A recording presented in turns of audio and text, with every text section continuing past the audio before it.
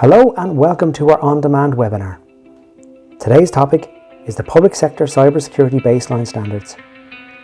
My name is Darragh Reynolds and today we'll have a deep dive into the framework, find out what it means for public sector bodies and also for third-party supplier organisations. Our panel will be on hand to answer a number of pertinent questions at the end of the webinar.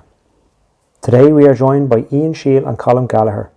Both of our speakers are well-seasoned cybersecurity professionals with over 50 years experience between them.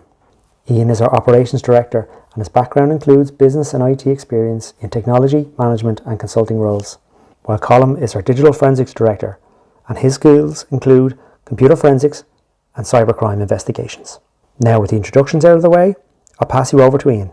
Thank you, Darragh. Good afternoon, everyone. This webinar is to talk about the public sector, cybersecurity baseline standards, which were published by the Irish government at the end, Department of Commerce, I believe, at the end of November this year.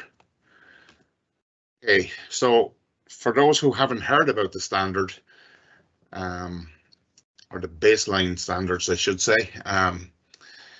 what is it? Well, it provides a mandatory protective security outcomes that all public service bodies are required to achieve and defines the security measures that a public service body must implement to improve the resilience and the security of their ICT systems. While it applies primarily to public service bodies themselves, if you read through these standards, you will see that it also will have an impact on third-party ICT service providers. Why are they doing it and why are they doing it now? First of all, there was a commitment in the National Cybersecurity Strategy to do something about cybersecurity. It was recognised back in 2019 that this was an issue, and probably before that, to improve the resilience and security of information and communications technology infrastructure and systems in public bodies. There's a new directive coming out called NIS2, and just briefly, this is a successor to the NIS directive, which was intended to boost cybersecurity of critical infrastructure operators such as energy suppliers, water, healthcare and transport in EU member states. And then this directive was signed into Irish law in September 2018. The future NIS2 directive, which is currently being prepared at EU level, will add public administration, which is what we're talking about here, telecoms and social media platforms to the scope of that directive. In terms of how are they going to do that, they will be implementing standards based on the NIST Cybersecurity Framework version 1.1. NIST stands for the National Institutes of Standards and Technology, which is run by the Department of Commerce in the USA.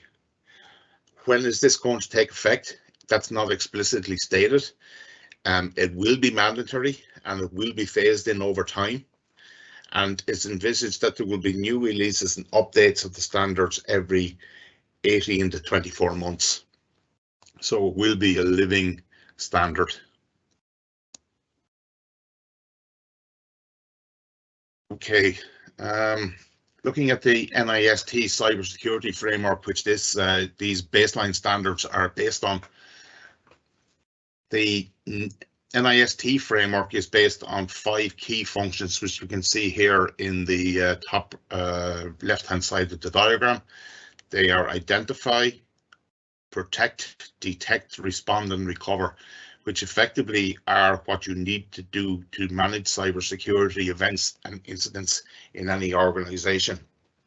And the 5 items together provide a comprehensive view of the life cycle for managing cybersecurity over time. So the first function is identify, where you develop an organization understanding of the structures, the policies and processes needed to manage cybersecurity risk in your organization. You protect those systems by developing and implementing appropriate safeguards to ensure delivery of services and operations of your systems. You detect by developing and implementing appropriate activities to identify cybersecurity events that might impact services and systems. When something happens, you respond by taking action to mitigate a detected cybersecurity event. And the activities that you want to take there contain and minimize the impact of the event. They're prioritized through a risk management process that you will have done in the identify stage.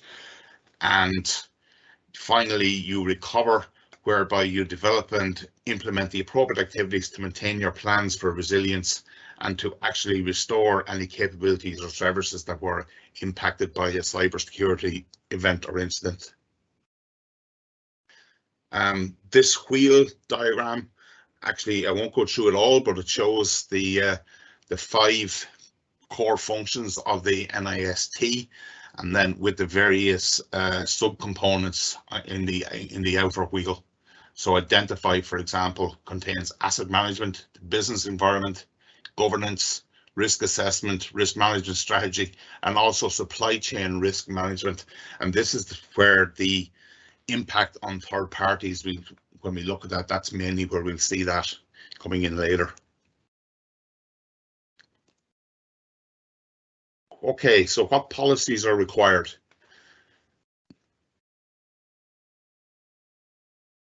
Reading through the document, we're going to require, first of all, that organizations in the public sector actually have a formal risk management policy, which means that they will have a risk register and they will have procedures and processes in place to identify and manage and mitigate risks. There's requirements for access control policies, both for physical and environmental access control policies. For staff and for vendors and suppliers will all be impacted by this access control policy. The physical will be things like locks on doors, swipe cards, etc. Environmental tends to mean their computer systems. Also, policies required for joiners, movers, leavers. Movers are people who move within the organization from one role to another. That'll be regularly reviewed and based on the principle of least privilege, which essentially states that users should only have minimum access to the system and no more in order to allow them to do their job. There'll need to be a formal asset management policy for hardware, for software, and for critical systems. There'll be a software patching policy, both for hardware, i.e. the firmware running on your hardware devices, and your software, including operating systems and applications. We'll have a password policy, a data retention policy, which defines what, and together with your information classification policy, your data retention policy defines what data is important, categorize it into whether it's available for public consumption or whether it's highly confidential and everything in between, and then how long you should actually keep that data. Staff are to be updated on the policies and procedures that are relevant to their roles. And those procedures and policies will be reviewed and tested regularly to take account of learnings from incidents and from tests. So those are the actual policies that are going to be required as a result of the public sector body implementing these standards. This essentially is how the baseline standards align with NIST.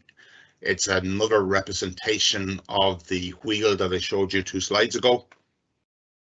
So you can see what's involved in terms of identify, protect, detect, respond, and recover. Overall, that, they're headlines, but when you think about what they actually mean, and if you actually read through the document, you will see that implies other things like asset registers, a catalog of essential systems, vulnerability management, actually doing and testing your backups, a change management process, principles of secure development, secure by design and least privilege that I already spoke about, and a requirement to regularly test your incident response and your disaster recovery procedures and plans.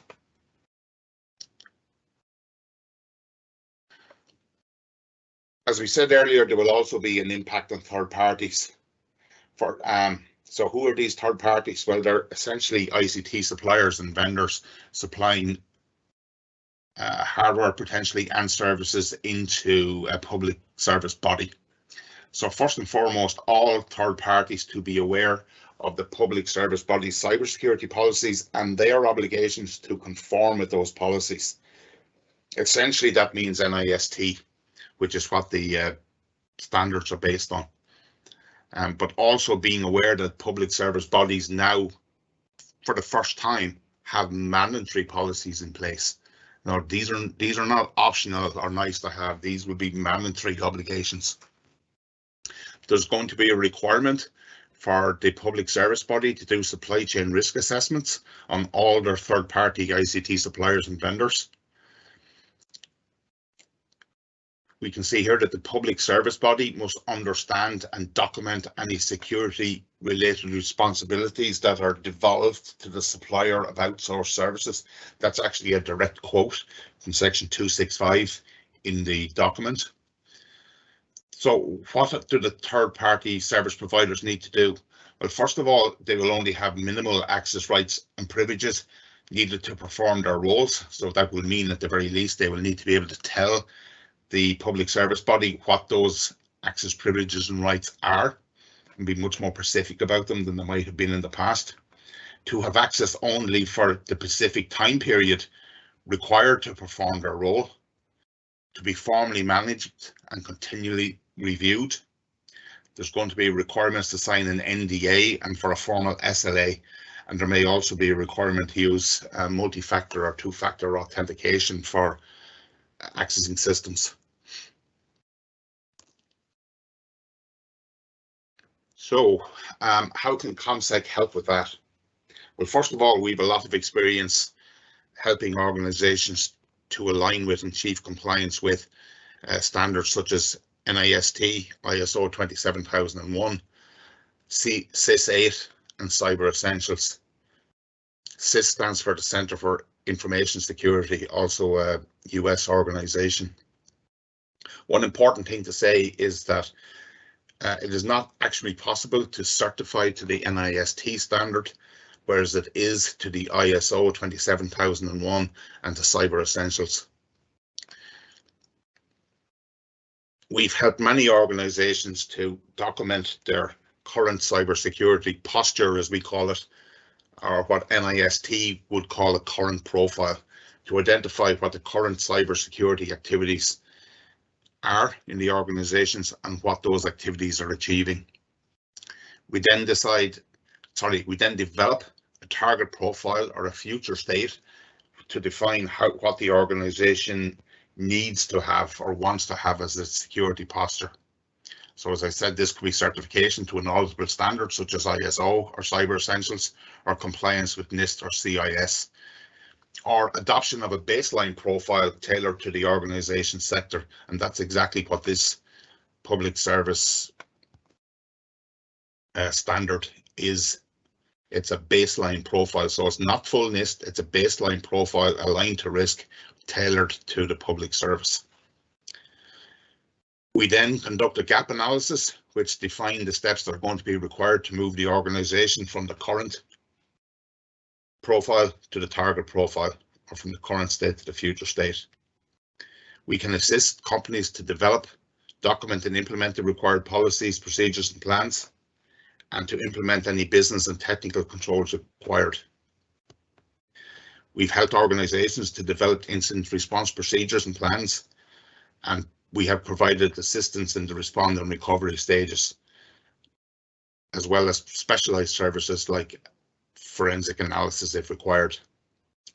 And if you are a third-party service provider to a public service body, we can help you to understand and meet your cybersecurity requirements and your obligation to those public service bodies.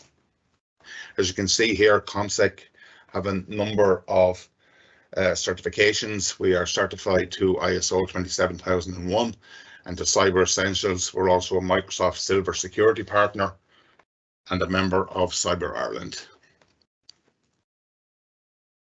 These are the references for further information where I've taken the the content of the presentation from today.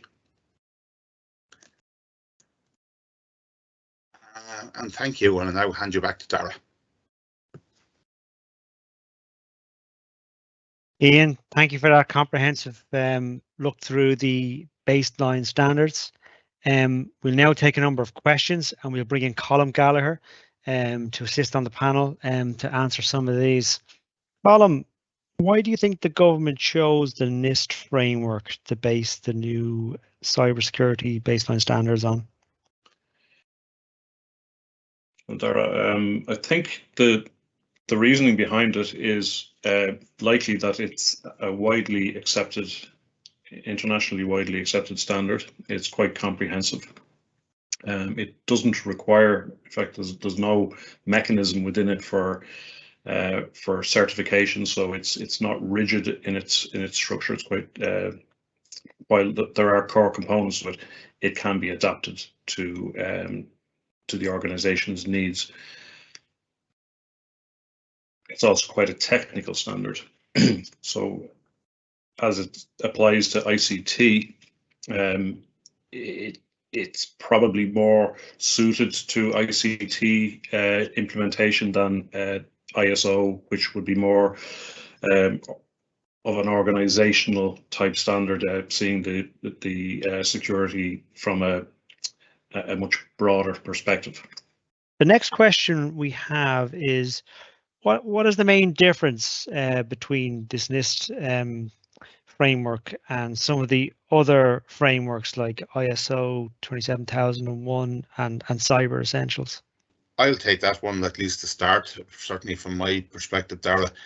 I think that certainly in relation to Cyber Essentials first, both Cyber Essentials and the NIS standard are technical standards, but Cyber Essentials is really what it says. It's the absolute essentials and the absolute minimum that any organization should have in place. And it will be a lot lower bar than what NIST would mean, certainly for large public sector organizations.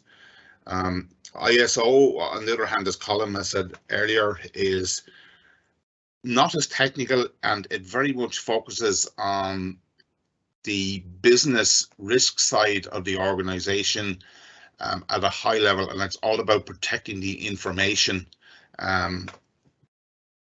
that the organization holds, and not just necessarily information that's held on computers. It equally covers information that's stored on paper, microfiche, microfilm, videos, etc., etc. Whereas the NIST standard, as I say, while it does cover that in some respects, it gets very detailed in some areas of how you would actually implement technical controls to to cover off some of these things, whereas ISO doesn't, it's not prescriptive, let's put it that way. So another question that comes to mind around the NIST framework, will this trickle now into the wider economy, into private sector as the default cybersecurity standard? Is that what we're looking at potentially? While it may, I expect it probably will become a lot more popular to align with the NIST standard. A lot of organizations still want to be certified, and there's no certification possible. However, the biggest impact on the private sector from the outset, I think, will be the obligation for anybody who's supplying ICT services into the public sector to be assessed against the NIST standard, which fundamentally means that those organizations are going to have to align broadly with that standard themselves in order to be able to successfully answer any assessment. There'll also be an overhead on anybody supplying into the public sector those type of services, in that it will become a much more onerous proposition, given that the resources will have to be put aside to be assessed and also to align. Overall, it should result in improved cybersecurity throughout the economy. Used in the public sector in critical infrastructure come from the private sector. And the rising tide lifts all boats will apply here, in that by the public sector improving their security requirements of third parties who are supplying these services into them, those third parties will have to improve their overall security, not just for selling into the public sector, but if they're also supplying to the private sector, there's a positive impact out of applying these particular standards. Sorry, Darragh, can I just add to that as well? There's an explicit recognition in the document that we've been speaking about that, that the public sector, indeed all organizations, rely on others and third-party service providers to provide critical components of ICT, whether that be hardware or whether it be software as a service or security specialisms or software development. There's very few organizations nowadays that do everything themselves. So, third party is part of the whole IT, ICT ecosystem. And as I say, this document actually formally recognizes that. And that's where these requirements for compliance from third party service providers is coming from, really, because they are effectively an extension of the IT departments in these public sector organizations. So to finish up, is this going to be the silver bullet for the government? It's well documented that there's been some shortcomings since the HSE attack and other attacks on public bodies since the beginning of the pandemic as well. Is this going to be the silver bullet that's going to fix the cybersecurity problems within their national infrastructure? No, it will assist in improving cybersecurity, but the NIST standard has been in place in the US for critical national infrastructure for quite some time, and we saw recently a number of supply chain attacks, despite the standard being in place, particularly the SolarWinds supply chain attack, which impacted a lot of US government departments that would be NIST aligned. So while it certainly does improve, there is no such thing as a silver bullet in cybersecurity. As we all know, the goalposts are forever moving, and everything changes in a very short space of time.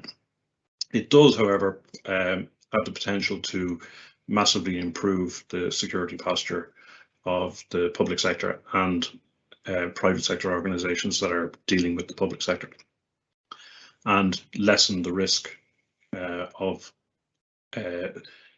attack, and lessen the impact of any attacks that do occur, although it certainly won't stop them.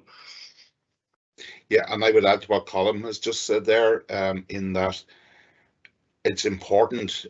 This is a strategy document. Well, sorry, it's more than a strategy document. These are baseline standards.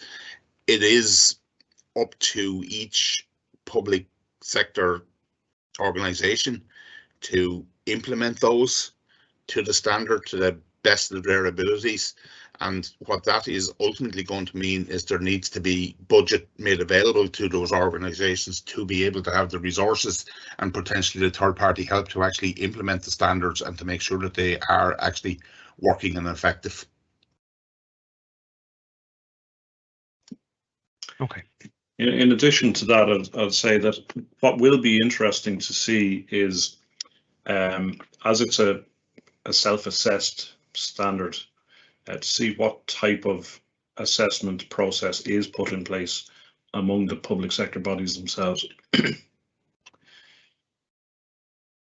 Yes, and I think the National Cybersecurity Centre will have a part to play in that, Colm. So thank you, Ian and Colm, for that look into the baseline standards there today. If you'd like to get in touch with ComSec, the details are on screen. We will be following up this video with some more content based around these standards, I'm sure, as time plays out. So keep an eye, and thank you for watching today.